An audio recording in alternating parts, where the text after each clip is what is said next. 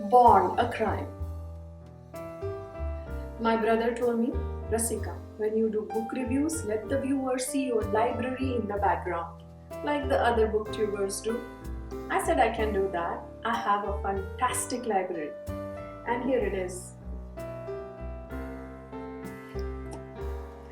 Strunk in White. I own this book because I read it at least once a year. This is the book I'm currently reading, Asura. It is based on Ravana's life from Ramayana. Kindle and iPhone. Yes, that's my library.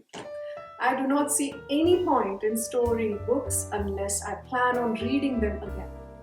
Once read, I either sell them at half price or donate to the prisons. Once upon a time, I was too adamant about reading a physical book. It had to have pages that I could feel and smell. From that thought process to now reading books on Kindle and listening to audiobooks on my iPhone was quite a change for me. And I must say I'm very glad that I kept an open mind and tried other options. These are definitely clutter-free choices, and the minimalist in me loves it. I don't want to own too many things or be owned by them. I'm a big fan of audiobooks. In fact, I'm able to read more than 75 books a year only because of audiobooks. I listen to them during commute or when I go biking or on walks and do yoga. I feel I'm on top of all the chores because audiobooks make even the mundane tasks exciting. As a child, I loved to hear the stories that my grandmother told me, and audiobooks are essentially the same thing. Someone is telling you a story. Audiobooks are generally read by really good narrators. Some of them are award winners, like Will Wheaton, who narrated The Martian.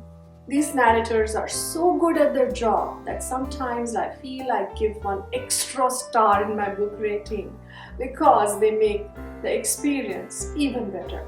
Some books are also narrated by famous actors, like The Order of Time is narrated by Benedict Cumberbatch. Hitchhiker's Guide to the Galaxy is narrated by my favorite, Stephen Fry.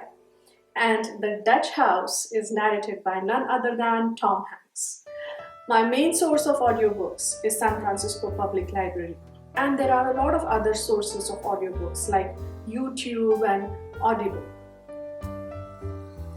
I listened to one such fabulous audiobook, Born a Crime, this month.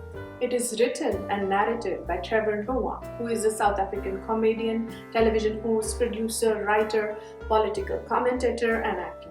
He is the host of The Daily Show on Comedy Central. Before I tell you about the book, I must tell you that I wasn't a Trevor Noah fan when I started listening to the book. Why am I telling you this? Is to let you know that I'm reviewing this book completely based on the content in the book. And it has nothing to do with Trevor Noah, the celebrity. Trevor's mother is black and his father is white. And when he was born, any mixed race relationships were illegal. You could go to prison for that.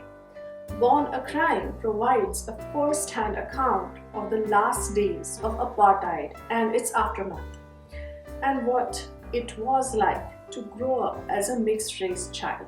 Trevor Noah covers a lot of serious issues like apartheid, being an outsider, religion, education, gender roles, and more. I enjoyed this book and learned a lot about apartheid, which I really didn't know anything about. Trevor's writing is so engaging that within a few minutes, I was addicted to the book. This is an emotional, brutal, and educational story of a life which flourished despite the odds stacked against it. This is a book about growing up in a culture of poverty and crime and how easy it was to get caught up in that, especially when it was one of the only ways to make money and be able to feed, clothe, and enjoy yourself. It's also a book about fear, how it motivates you, and how it paralyzes you. Trevor's story is a lesson of the iniquities of the past and a warning for what is still possible to happen again in our world. But this isn't a heavy-handed story. In fact, it's fun, insightful, compelling, enlightening, hilarious, heartbreaking, and a very well-told story. This is definitely one of the best memoirs I read in recent times. The only not so good thing about the book was that it ended. I would have loved to learn how he went from his upbringing in South Africa to one day hosting an acclaimed television show. I have no idea how he made that leap. Yes, I wasn't his fan, but now I am. You can also watch his stand-up comedy shows, Son of Patricia and Afraid of the Dark on Netflix Instant Watch. I highly recommend this book and I'm sure you will love it. Happy reading.